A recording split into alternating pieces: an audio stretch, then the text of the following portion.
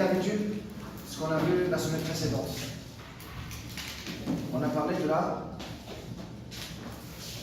formation d'un contrat valide, n'est-ce pas? On a dit que pour former un contrat valide, il faut des éléments pré-contractuels et des éléments contractuels. Les éléments pré-contractuels sont l'offre et l'acceptation de l'offre. Quand on a parlé de l'offre, on a parlé bien sûr des conditions de l'offre et des conditions de l'acceptation de l'offre pour que les deux éléments pré-contractuels soient valides. Par la suite, on a attaqué les éléments contractuels qui sont la capacité, le consentement, l'objet, la cause et la forme. On a commencé par la capacité. En matière contractuelle, la capacité et l'aptitude à faire seul et librement un contrat valide, valable. Et on a dit, pour mieux comprendre la capacité, il faut s'attarder sur l'incapacité. Il y a deux types d'incapacité. L'incapacité de jouissance et l'incapacité d'exercice. Quand on arrive à l'incapacité d'exercice, qui peut être totale comme il peut être partiel, dans ce cas-là, il faut un représentant. Je vous ai dit qu'on va étudier ce phénomène juridique de la représentation. D'accord? Quand on est incapable de contracter, soit totalement ou partiellement, on a parlé de la tutelle. On a dit qu'il y a trois types de tutelle. On a la tutelle légale qui revient au père, la tutelle testamentaire qui revient à celui que le père avait désigné avant sa mort, et la tutelle dative qui revient à celui que le juge avait désigné, le juge des tutelles, Qadi Mahajir. Ça marche très bien. La représentation. Quand on a la représentation,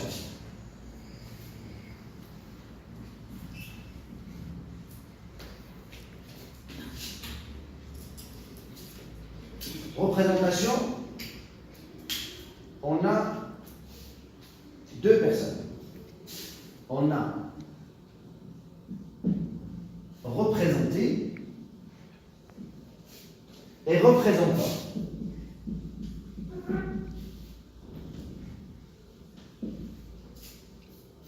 On a un représenté et on a un représentant. Entre les deux, il y a un document. Entre les deux, il y a un document qu'on appelle mandat. Qu'on appelle un mandat. C'est-à-dire, le représenté est un mandant, le représentant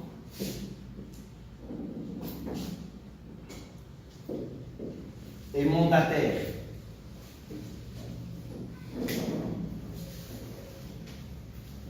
On a un mandant, on a un mandataire. Le mandant, c'est le représenté. C'est celui qui est qualifié d'incapable. D'accord? Et l'incapacité, dans ce cas-là, comme on l'a dit, soit elle est totale, soit elle est partielle. D'accord? Parlons de l'incapacité totale. Quand on est incapable, ça veut dire incapable. Total, ça veut dire qu'il ne peut jamais espérer devenir capable un jour. Jamais. Il est incapable de façon totale. Par exemple, la lignée mentale, dont l'état est attesté par certificat émanant de son médecin traitant. Le monsieur, il est incapable, il ne peut pas contracter. Ça marche. Parfois, on peut être incapable partiellement, comme le cas du mineur. Le mineur, c'est pas vous, hein. Vous êtes moi, c'est pas le mineur. Le mineur, il est incapable partiellement. Une fois il atteint l'âge de 18 ans, il peut contracter. Bien, très bien. Maintenant, l'une des parties contractantes est qualifiée d'incapable. On a parlé de l'incapacité totale et partielle. Et on a dit, surtout pour le mineur, c'est partiel. On a dit, dans ce cas-là, il y a le phénomène de la tutelle, l'OSAR. D'accord? Il y a ce phénomène de la tutelle. Maintenant, on a affaire à une personne, soit elle est hospitalisée, bon, la personne est saine d'esprit là, il n'a aucun problème, majeur, tout va à merveille pour elle. Mais, soit elle est hospitalisée, soit il ne sera pas près du lieu du contrat. Ça veut dire qu'elle sera loin du lieu du contrat. Dans ce cas-là, elle est qualifiée d'incapable. D'accord? Elle est hospitalisée au moment, pendant cette période, elle a déjà fixé un rendez-vous pour conclure un contrat. Elle est hospitalisée, il ne peut pas le faire. Dans ce cas-là, il va faire mandat à quelqu'un d'autre pour le représenter. D'accord? Le représentant dans ce cas-là, comment il se comporte vis-à-vis du co-contractant? Parce que dans ce cas-là, le représentant, il aura affaire à un contractant, un co-contractant.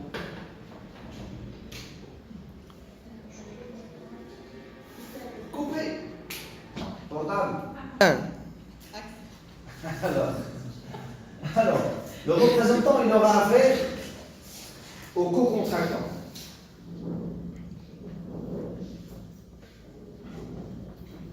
Il aura affaire au co-contractant. Regardez comment ça se passe. Le représentant, il doit divulguer sa qualité. Il doit divulguer sa qualité. C'est-à-dire, il se présente en tant que mandataire. Mais il faut justifier. Comment il divulgue sa qualité? En montrant le mandat. Moi, je représente X. D'accord? La représentation de X, qui est le montant, cette représentation diffère selon les situations. D'accord? Je reprends. On a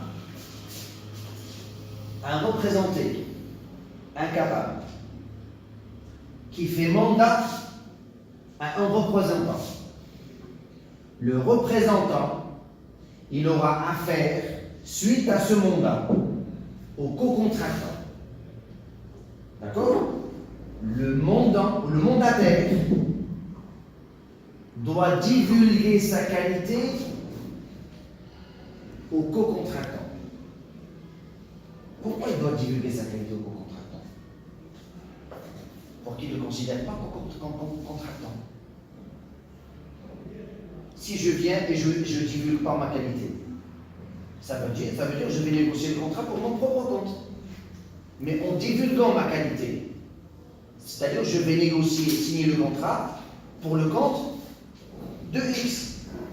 C'est-à-dire les effets du contrat, les conséquences du contrat. Est-ce qu'ils vont vers moi ou vers X? Bien sûr, vers X. Moi, je ne suis que le représentant de X qui est représenté et qui est incapable. Est-ce que c'est clair? Très bien.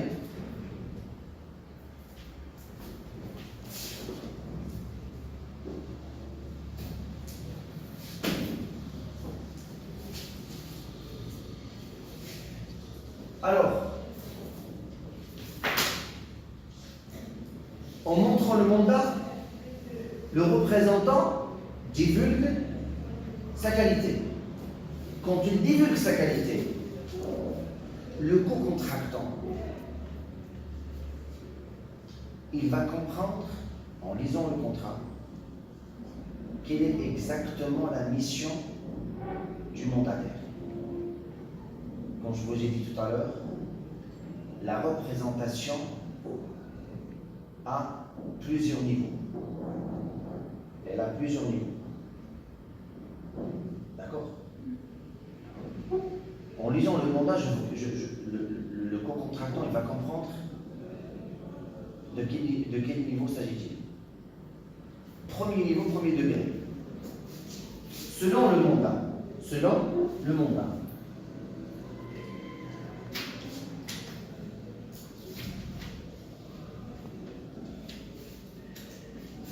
Premier degré.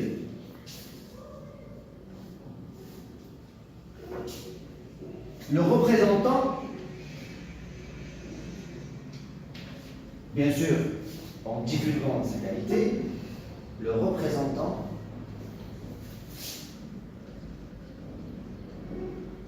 transmet la volonté du représenté.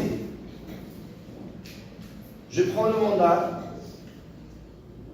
et je comprends que le représentant est là spécialement pour transmettre la volonté du représenté.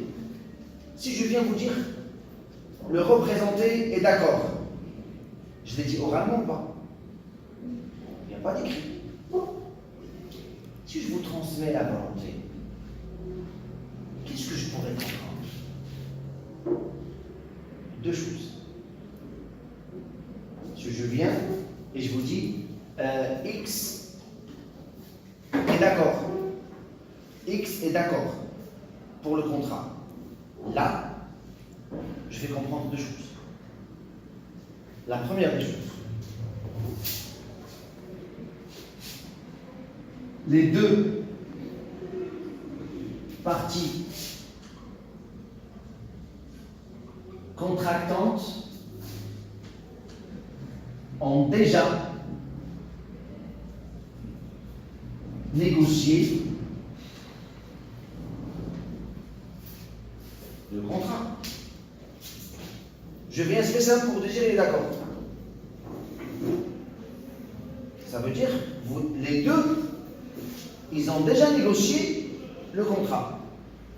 Je suis là pour transmettre une volonté.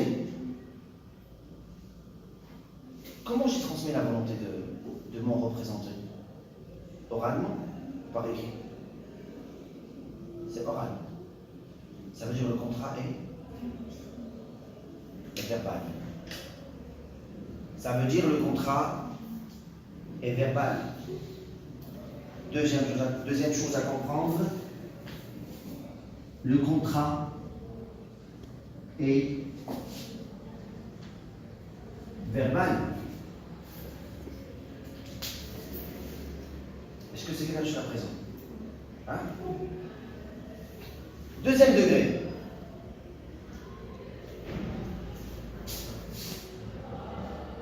Deuxième degré, le représentant ou le mandataire, le représentant,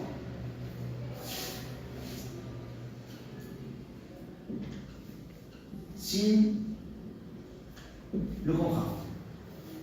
Selon le mandat, le représentant, qu'est-ce qu'il fait? Et signe le mandat, et signe le contrat. Il a une seule mission. Il va signer. Je comprendrai la même chose que le premier degré. Les deux parties contractantes ont déjà négocié le contrat.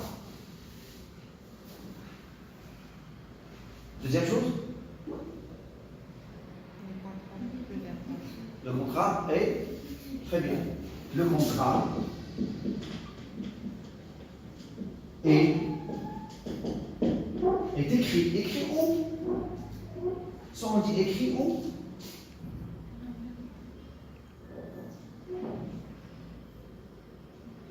Écrit où? Solennel. Solennel. Verbal ou consensuel.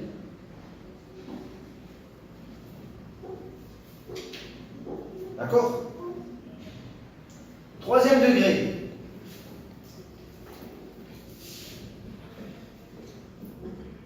Le représentant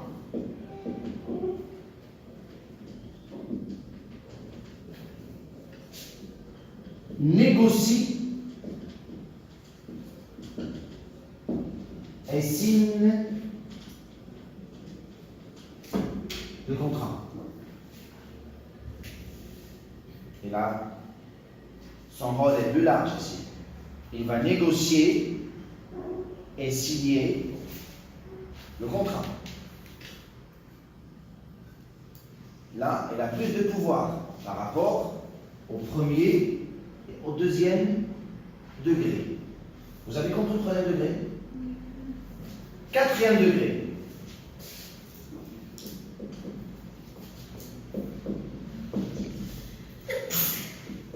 Le représentant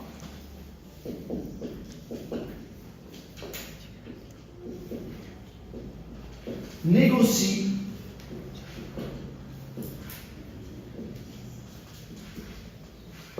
et signe le contrat. Le troisième degré, le représentant signe, négocie et signe le contrat. Quatrième degré, le représentant négocie et signe le contrat. C'est la même chose. C'est la même phrase. C'est la même phrase. Mais certainement, il y a une différence. Certainement, il y a une différence entre le troisième et le quatrième degré. C'est quoi la différence? Écoutez. Dans le troisième degré, c'est le représenté qui a choisi, qui a désigné le représentant. Moi, je serai loin du lieu du contrat. D'accord? Je serai loin du lieu du contrat. Le jour où je devrais signer ce contrat X, je ne serai pas au Maroc. Je serai ailleurs. D'accord? Qu'est-ce que j'ai fait avant de partir? Je vous ai fait un mandat. Qui a choisi le représentant ici? C'est moi. Je suis capable. Écoutez là. Cette phrase est très importante. Le représenté est capable de choisir son représentant sans qu'il ne soit capable de signer ou de négocier le contrat. Le représenté, c'est moi. Je suis capable de choisir mon représentant. Mais je ne suis pas capable de négocier et signer le contrat. Parce que je serai loin du lieu du contrat. Est-ce que c'est clair? Et si le représenté n'est pas capable de choisir son représentant? Pourquoi? Soit parce qu'il est incapable totalement ou partiellement. Et dans ce cas-là, c'est le juge des tutelles qui intervient. C'est lui qui désigne le représentant et qui le met sous son contrôle. Vous avez compris la différence entre le troisième et le quatrième degré. Pour le troisième degré, le représentant est capable de choisir, le représenté plutôt, excusez-moi, le représenté est capable de choisir son représentant sans qu'il ne soit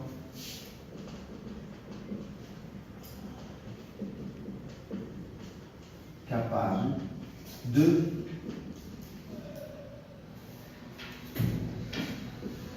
négocier ou et signer le contrat. Dans le quatrième degré, le représentant ou le représenté est incapable totalement ou partiellement. Elle est incapable totalement ou partiellement. Et le choix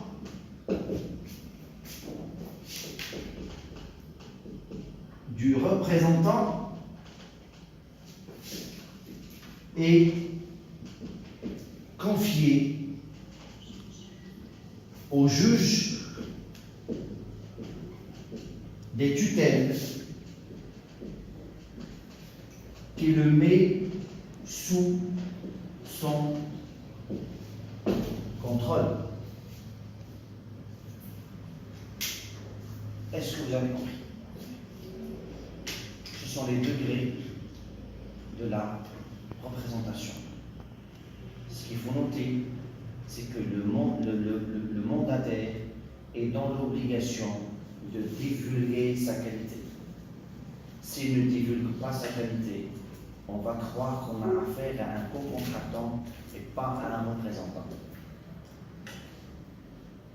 Pour que les effets du contrat vont vers le représenté et non pas vers le représentant. Est-ce que vous avez compris? Est-ce que c'est clair? C'est bon? Prenez note, s'il vous plaît.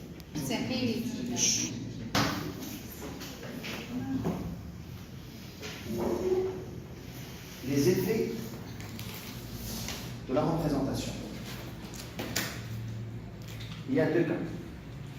Vous savez, le cas dont on a parlé tout à l'heure, il y a le cas où le représentant divulgue sa qualité, c'est-à-dire il se présente en tant que représentant d'un représenté.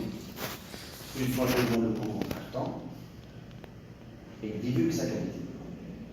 Ce qui veut dire que les effets du contrat, ils vont vers le représenté. D'accord? C'est ce qu'on appelle la représentation directe. C'est ce qu'on appelle la représentation directe. Si la représentation est occulte, indirecte, elle n'est pas apparente, c'est le cas où le représentant ne divulgue pas sa qualité. Dans ce cas-là, normalement les effets du contrat ils vont vers qui? C'est vers. Et parce que le co-contractant, il ne le considère pas comme représentant, il le considère comme un contractant. D'accord? Et s'il y a représenté, est-ce que le co-contractant est dans l'obligation de reconnaître son existence? Non, parce que l'autre, il n'a pas divulgué sa qualité en tant que représentant. D'accord? La situation est un petit peu confuse. Mais il y a des cas où le représentant veut son métier et ne divulgue pas sa qualité. Les commissionnaires, il achète pour le compte d'une autre. C'est son travail. Il ne divulgue pas pour qui il achète. Je ne sais pas, à long terrain, une société, il ne divulgue pas pour qui il va négocier et signer le contrat. Dans ce cas-là, cette représentation qui est indirecte, la première elle est, la deuxième elle est indirecte. Mais il reste, la situation dans ce cas elle n'est pas confuse parce que la nature du travail exercé par un commissionnaire, elle est comme ça. Il ne divulgue jamais sa qualité, ou il ne divulgue, c'est pas sa qualité, le commissionnaire, on le connaît, mais il ne divulgue jamais pour qui il va négocier et signer le contrat. Ça marche? J'aimerais bien vous parler du mandat. Le mandat en tant que document. Ce mandat, il prend fin, ça veut dire qu'il n'a plus aucune utilité juste après l'accomplissement de l'acte. C'est-à-dire, si selon le mandat, le représentant va négocier et signer le contrat, cela veut dire, une fois ce contrat est négocié et signé, il ne peut pas se baser sur le même contrat pour négocier et signer un autre, sur le même mandat pour négocier et signer un autre contrat. Je reprends. Si j'ai un mandat pour négocier et signer un contrat, je divulgue ma qualité. Une fois on négocie et on signe, le contrat est mort. Le mandat, il prend fin. Le mandat, on ne peut pas utiliser le même mandat pour négocier et signer un autre contrat. Mais quand je vous fais une procuration générale ou spéciale, quand je vous fais une procuration générale ou spéciale, faire une procuration à quelqu'un pour gérer un bien, c'est spécial, hein? Pour gérer un seul bien. Est-ce que cette procuration est similaire au mandat? Le mandat, il prend fin après l'accomplissement de l'acte. Mais une procuration spéciale, vous avez une procuration pour gérer un restaurant. C'est mon restaurant. Vous avez une procuration pour le gérer. Quand est-ce que cette procuration prendra fin? C'est suite à ma demande. C'est moi qui mets fin à la procuration spéciale. C'est moi qui mets fin à la procuration générale.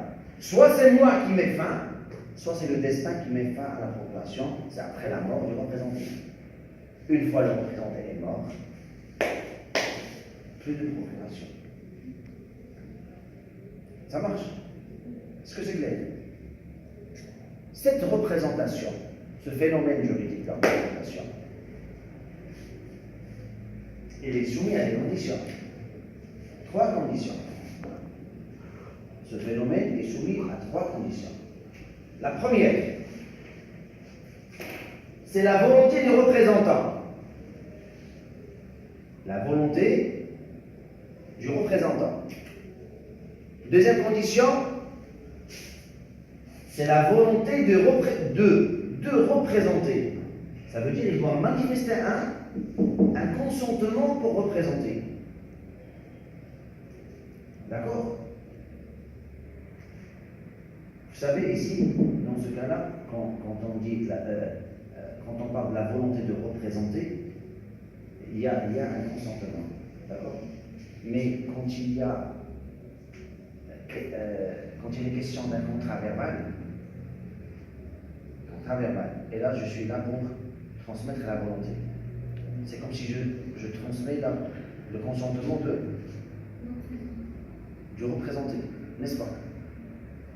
Et là, quand je transmets la volonté du représenté, c'est comme si je transmets, quand je transmets la volonté du consentement du représenté, c'est comme si je manifeste le consentement du représenté. Je transmets la volonté du représenté. Ça veut dire, je manifeste le consentement, son consentement. C'est le deuxième élément de la validité du contrat. Alors on a trois conditions. La volonté du représentant, la volonté de représenter et disposer d'un pouvoir de représentation, c'est-à-dire le représentant, il doit être capable à représenter. S'il n'est pas capable à représenter, dans ce cas-là, il ne peut pas être mandataire. Est-ce que vous avez compris la représentation en tant que phénomène juridique? Est-ce que c'est clair? Vous prenez ces trois conditions.